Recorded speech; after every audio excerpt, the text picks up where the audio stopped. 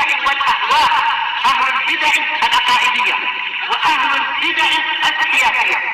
نقول بيننا وبينكم السلف، بيننا وبينكم الكتب، كان فيقول البدع بيننا وبينكم.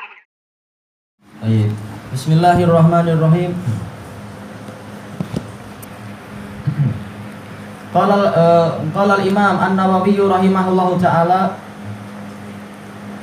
al-hadits tsani an Abi Hafs Umar bin Abi Salimah Umar bin Abi Salamah Abdullah bin Abdul Asad Rabi bi Rasulillah sallallahu alaihi wasallam.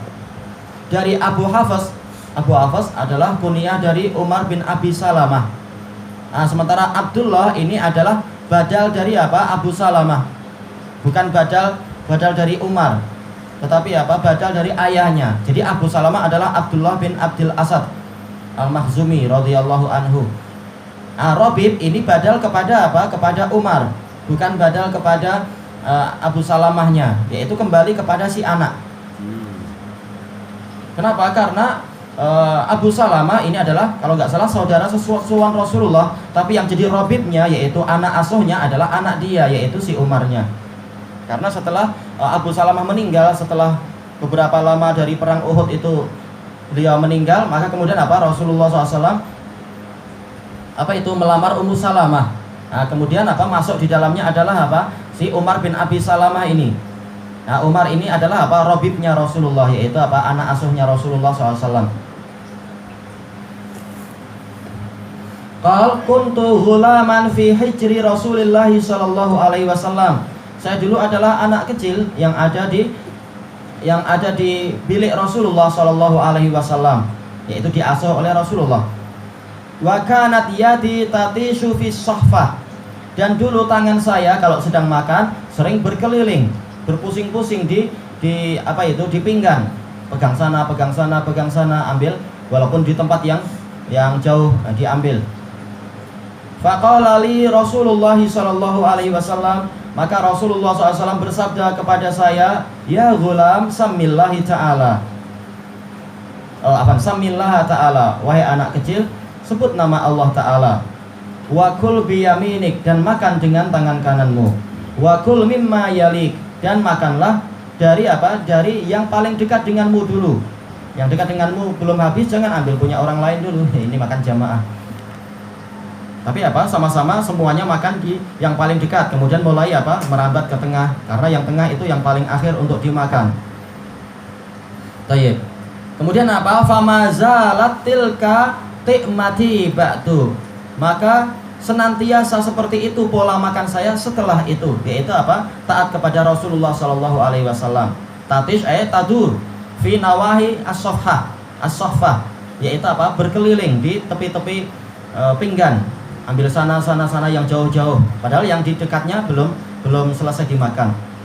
Tayyib. Disebutkan oleh sahabat kecil ini Umar bin Abi Salamah, kuntu ghulaman fi hijri Rasulillah sallallahu alaihi wasallam.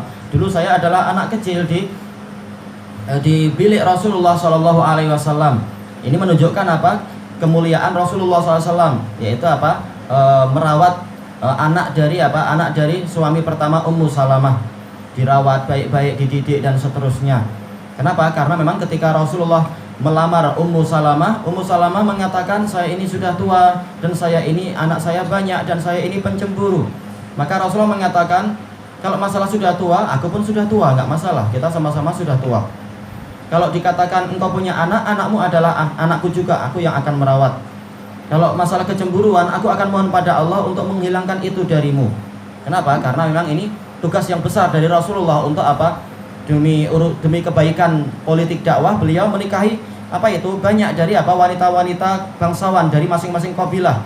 Karena hikmahnya disebutkan oleh Ibnu Hajar dan lain-lain untuk apa? Untuk meredam permusuhan dari kabilah masing-masing wanita tadi.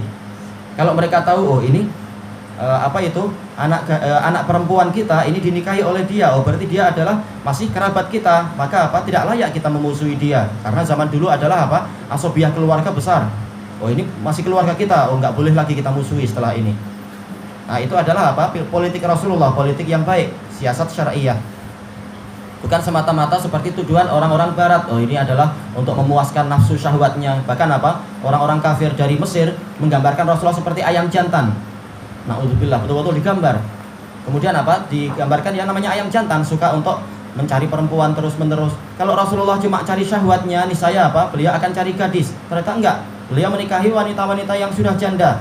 Demi apa? Demi kepentingan dakwah Rasulullah SAW. Dan kisah banyak tentang terkait dengan hikmah ketika beliau menikahi Ummu Salamah, hikmah ketika beliau menikahi Ummu Habibah. Siapa saja yang setelah itu peperangannya jadi melemah sekali dari kalangan orang kafir. Kemudian apa?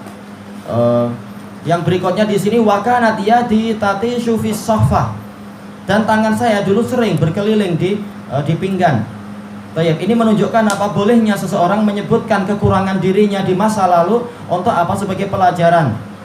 Kenapa? Ini adalah aib. Tapi kemudian apa? Beliau cerita kepada para tabi'in sebagai pelajaran bahwasanya ini adalah tidak baik. Rasulullah langsung memperbaiki dan kemudian saya pun berhenti dari itu. Sebagaimana itu adalah faedah dari kisah Ka'ab bin Malik. Para ulama menyebutkan di antara hikmahnya adalah itu. Ibnul Qayyim menyebutkan itu di dalam Zadul Ma'ad. Yaitu apa? Menceritakan aib dirinya sendiri, tujuannya sebagai pelajaran untuk orang-orang jangan mengikuti langkah itu karena ternyata bahaya, karena ternyata ini berdosa misalkan dan seterusnya. Maka kemudian Rasulullah SAW bersabda, ini menunjukkan apa? Semangatnya Rasulullah untuk amar ma'ruf nahi mungkar di keluarganya sendiri. Walaupun dia masih anak-anak, walaupun ini adalah keluarga sendiri, semuanya hukumnya sama di sisi Allah Ta'ala. Sebagaimana orang lain disuruh untuk taat kepada Allah, demikian pula apa? Keluarga dia juga disuruh untuk taat. Ya gulam samillah, wahai anak kecil, sebut nama Allah. Ini adalah apa? Adalah meletakkan seseorang sesuai dengan tempatnya. Sebagaimana apa? Memang ini adalah perintah dengan dalil-dalil yang banyak. Yaitu apa? Kita harus memposisikan seseorang sesuai dengan posisinya. Ketika dia anak-anak, kita panggil anak-anak. Kalau dia sudah dewasa atau sudah tua, kita panggil am. Atau kalau sudah dewasa seusia kita dan sebagainya, kita panggil dan sebagainya. Tidak seperti apa ucapan sebagian orang, ini sudah tahu orang ini sudah besar dan sudah dewasa jauh, tetap dipanggil ya wulaid. Ini menghina. Ya wulaid, wahai anak-anak, dan bahkan apa? Anak kecil. Maka nggak boleh kita memanggil orang yang sudah dewasa dan sebagainya wahai kanak-kanak, itu tidak boleh. Kecuali kalau kita tahu ini adalah dia paham ini sebagai bentuk apa? Kasih sayang, itu nggak masalah. Itu kalau memang dia dengan kita sendiri usianya tidak terlampau jauh. Tapi kalau memang kita ini sangat tua dan dia dewasa muda, boleh aja kita panggil anak-anak karena dia anak kita. Sebagaimana terkadang apa? Para sahabat memanggil para tabi'in apa itu? Ya walati, ya beni, nggak masalah. Atau ya bena akhi, nggak masalah walaupun dia sudah besar. Karena kitanya yang sudah apa? Jauh lebih tua. Baik, samillah, ini yang pertama, sebut nama Allah. Sebelum kita makan, sebelum kita ini dan itu, sebut dulu nama Allah. Untuk apa? Mencegah jangan sampai setan itu nanti ikut makan. Dan juga apa? Agar mendatangkan berkah untuk makanan kita dengan ucapan bismillah. Dan nanti ada bab khusus terkait dengan adab makan. Ada pembahasan bahwasanya memang setan itu berusaha untuk apa? Mencuri makanan kita kalau kita tidak membaca bismillah. Wakul biyaminik, dan makanlah dengan tangan kananmu. Ini adalah kaidah kedua, adab kedua di dalam masalah makan, yaitu makan dengan tangan kanan, menyelisih setan. Inna syaitana ya'kulu wa yashrabu bi shimalih, fakulu washrabu bi mayaminikum. Makanlah dan minum kalian dengan tangan kalian, atau dalam lafaz yang lain bil yamin, dengan tangan kanan kalian. Karena setan itu makan dan minum dengan tangan kiri. Jangan kita menyelisihi syariat Allah dan justru apa? Mencocokkan diri dengan setan. Tayyib. Wakul mimma yalik, ini adalah ketentuan yang ketiga, makan dari yang paling dekat dulu.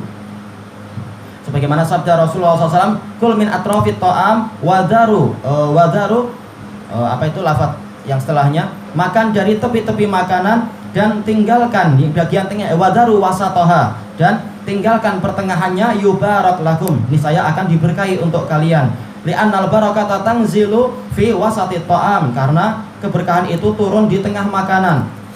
Bukan berarti yang tepi tidak dapat berkah, tapi apa? Berkah itu turunnya dari itu dulu, dari tengah dulu, baru kemudian menyebar. Adapun kalau tengah langsung kita kosongkan, maka boleh jadi berkah Allah itu akan berhenti. Sengaja Allah Ta'ala menakdirkan pola yang semacam itu. Maka apa? Selama kita tengahnya itu masih ada, kita makan dari tepi-tepi, maka apa? Berkah masih terus menerus turun. Nah, baru kita mulai ke tengah sampai kita habiskan yang tengah itu. Tayyib, fama zalat tilka ti'mati ba'du. Maka jadilah seperti itu cara makan saya, ti'mah, yaitu apa? Metode makan. Setelah itu, yaitu apa? Saya taat kepada Rasulullah. Ini menunjukkan apa? Kecepatan para sahabat di dalam, kelajuan para sahabat di dalam menaati syariat Rasulullah. Begitu tahu kebenaran, langsung mereka taati, langsung mereka kerjakan, dan seterusnya. Tidak seperti apa sebagian saudara-saudara kita kaum muslimin sampai tua pun nggak berubah juga, padahal dalil sudah jelas. Lalu sampai kapan dia akan berubah? Harusnya apa? Segera taat kepada Allah Ta'ala, taat kepada Rasulnya. Apalagi kita ini sudah semakin tua, sampai kapan kita ini masih terus menerus taat kepada setan? Allah Ta'ala berfirman, alam ya'ni lilladzina amanu an takhsha'a qulubuhum li dzikrillahi wa ma nazala minal haqq.